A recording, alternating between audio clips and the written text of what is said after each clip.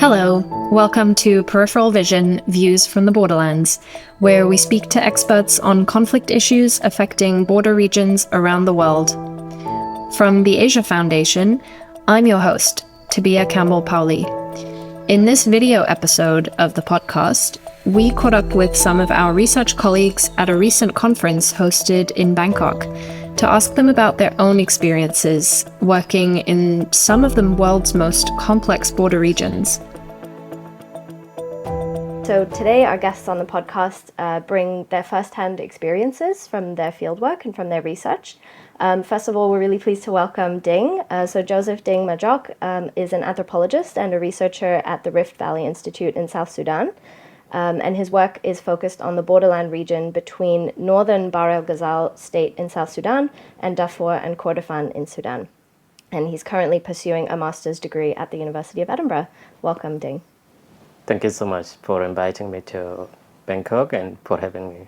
We're also joined by Sengmai Maran and Kong Yang from Kachin Land Research Center in northeastern Myanmar at the border with China. And their recent fieldwork examines the nexus between post-coup conflict and illicit activities in Kachin State, focusing in particular on the impacts on borderland communities. So welcome, Sengmai and Kong Yang. Yep, thank you. And we're also really pleased to welcome back Kheder Khadour to the podcast. Kheder is a non-resident scholar at the Malcolm H. Kerr Carnegie Middle East Center, and his research looks at the civil-military relations and local identities in the Levant, particularly focusing on Syria. So welcome back, Kheder. Thank you very much. My pleasure to be with you. All right, so our first question is for Sengmai. You're working in an extremely volatile area in northern Myanmar, a country which has seen, extreme levels of conflict and instability since the coup in 2021. Tell us, what are some of the major challenges that you face doing this kind of research?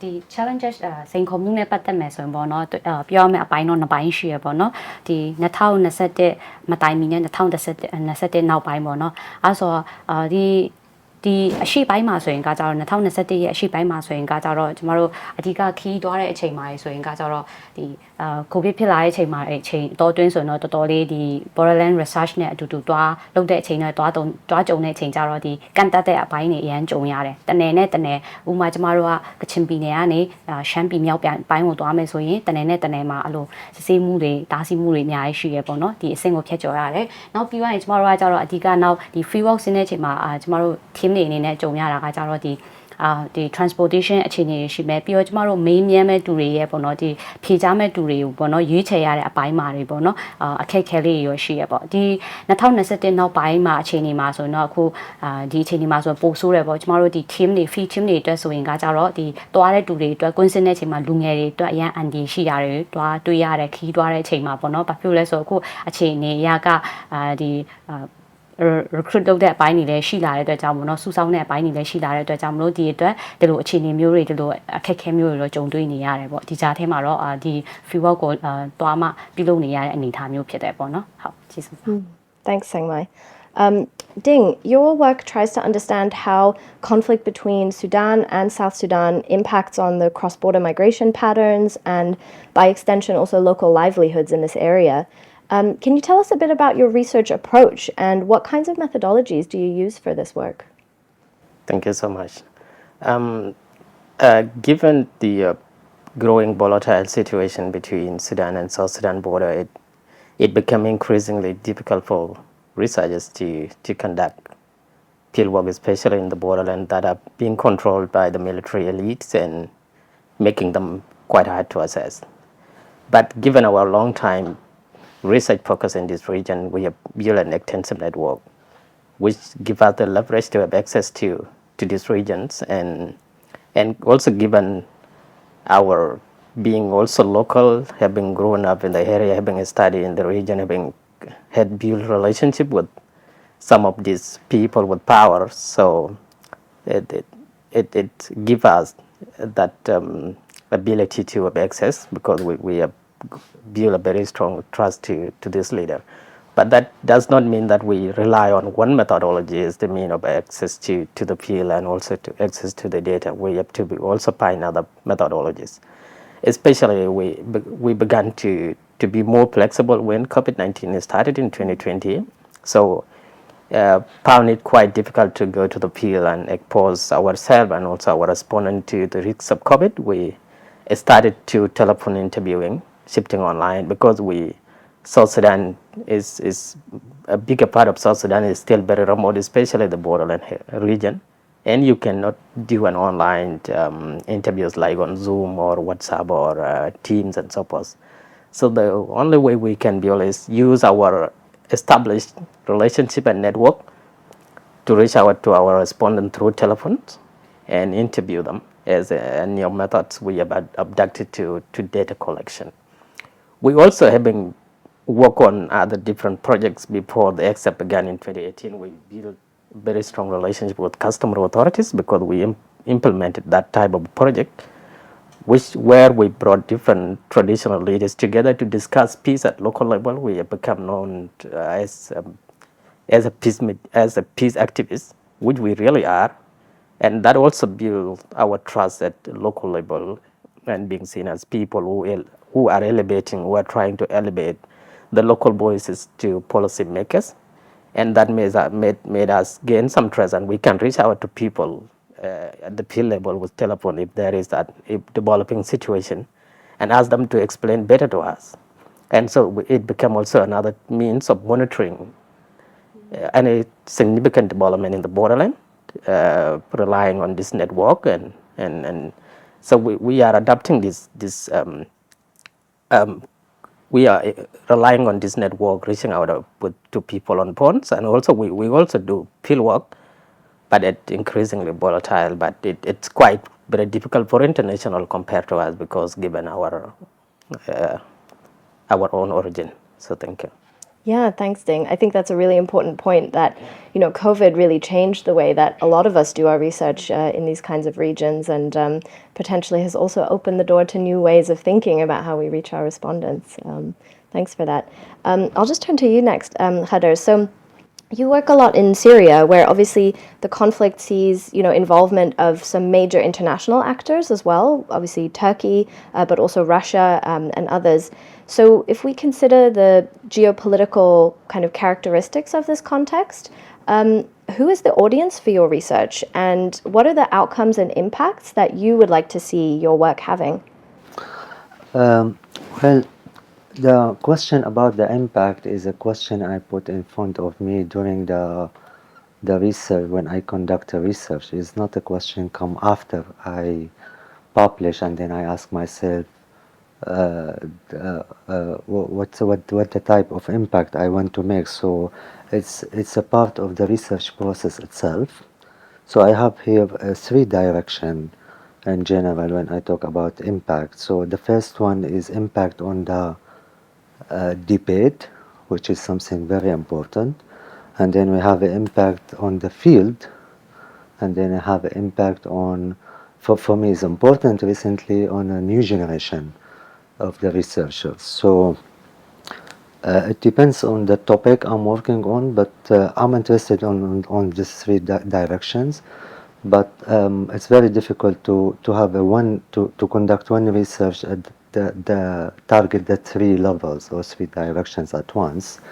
So much better to focus on a specific level. Like for instance, I recently I did a research on border economy, and I conduct a field work through local organizations and local elites, I would say. So the impact I aim to put at that time to target those elites and specific, so the field. And now I'm doing another research, is a big report about Syria, a border transformation, state, and centrality, decentralization. That is actually mostly, I put it in that direction of impact on the debate on Syria, how to understand the situation. So it's really, it depends on the topic, but the impact is a part of the research question, is a part of the research process itself, so from the early beginning.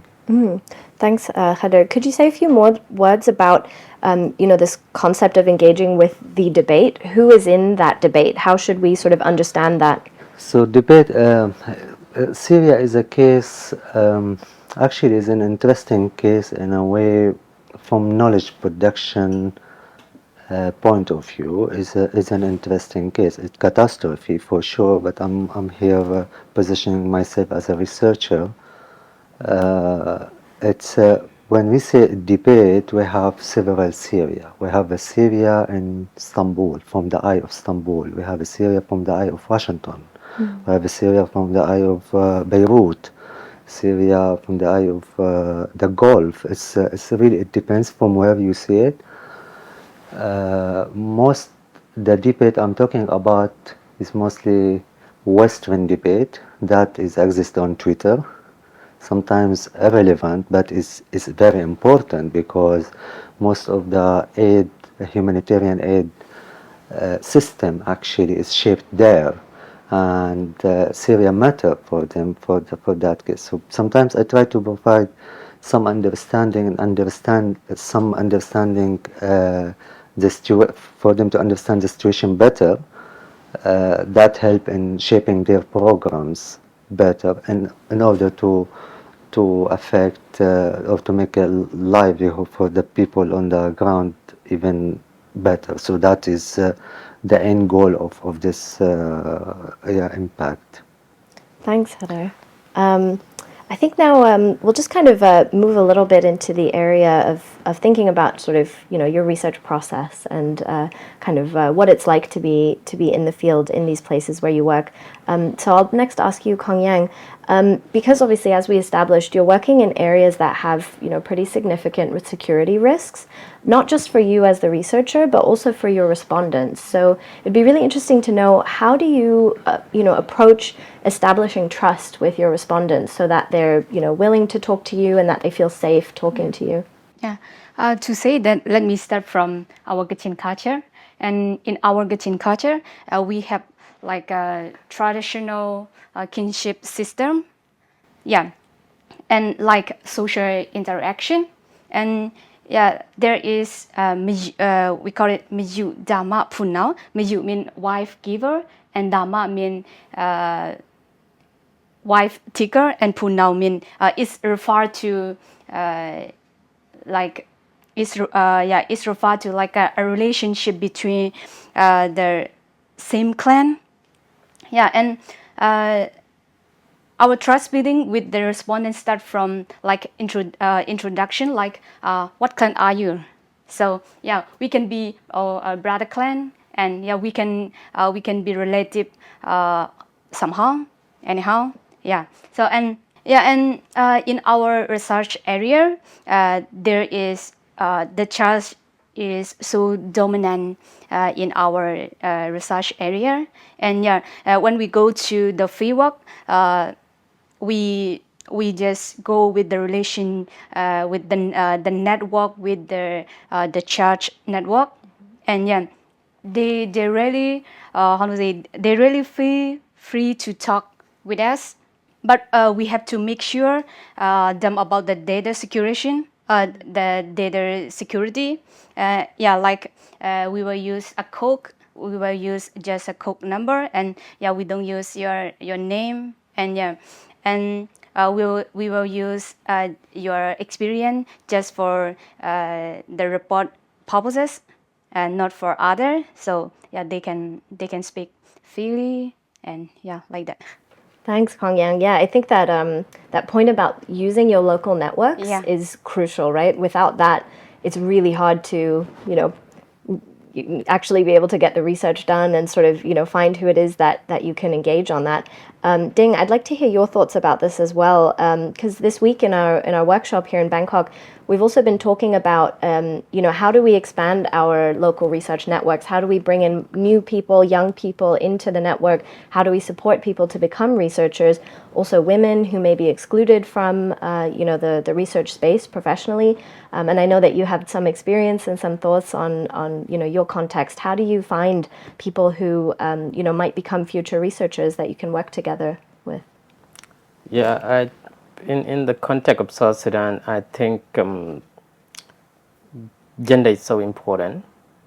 It's easier to find a male researcher and develop their capacity because of unequal access to education, given the long conflict, and also which exacerbated female and which forced some families to withdraw their dowries and marry them off in order to get dowries to put their son in his school.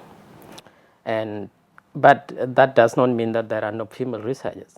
But access to them is quite critical, especially for international NGOs, which operate only in the capital cities sometimes.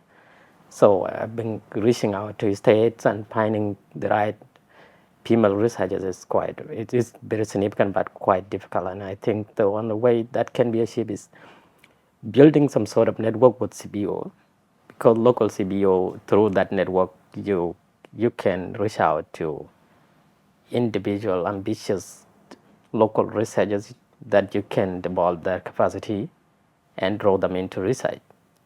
So it's a two-way benefit. It provides you access to hard to reach places to get knowledge, and which is the sole goal of many research institute. But they are also benefiting because it's not only about the small gain you pay them, but also developing their capacity so they can be able to reach out to a huge audience and communicate and able to talk to them. Like when we conduct research in Northern Bahr, we had a problem getting a female researcher. Our researcher was a lady, but within the local team, we had problem finding a female researcher. And so it was the university who later on reached out to a certain lady who graduated from that university and connected to the Ribali Institute. And so we were successful finding one, but the Ribali Institute alone could not have made it. And I think so establishing such relationship are always a win-win situation, and they are good to be explored and kept. Yeah. Yeah, thanks, Ding. I like how you put this as a sort of win-win situation, that there are ways to find, the benefits for every, actor involved in that. Maybe, Haider, I'll just come to you for our final question, as I know, and you just mentioned that you're really interested in working with sort of the next generation of researchers. In our conversations this week, we've kind of touched on this issue of positionality of different research perspectives, different geographies and things like that. So my question for this final question would be, how would you sort of discuss and explain the issues and challenges around positionality to an emerging researcher and someone who's just coming into this professional field? Yeah, actually this is really such a complicated discussion. I think positionality is related to the purpose of the research itself. So the way I see it, I ask myself a question: why I'm doing this research and where I want to achieve. If the answer is, which is supposed to be the depths of our work, which is change the reality for something better, then the positionality, I have to position myself against the system, the structure, with the people at the same time. So I have to be with the people against the structure. So here it's a discussion about structure versus agency. I want to empower the field, the voice of people, in order to change the structure. But actually, after many years conducting research, I reach a conclusion now, maybe I'll change in future, but now that is lead nowhere. It's maybe not my mission to do that. Instead, I replace that with provide understanding and start from curiosity. So now I'm curious to understand better the situation, and I stop there. It's not my mission to change it. Then others, they might like these ideas or this way of understanding, and then to try to change it. But my role as a researcher, or my position, that's what I teach a new generation, know your limit. You have a limitation here.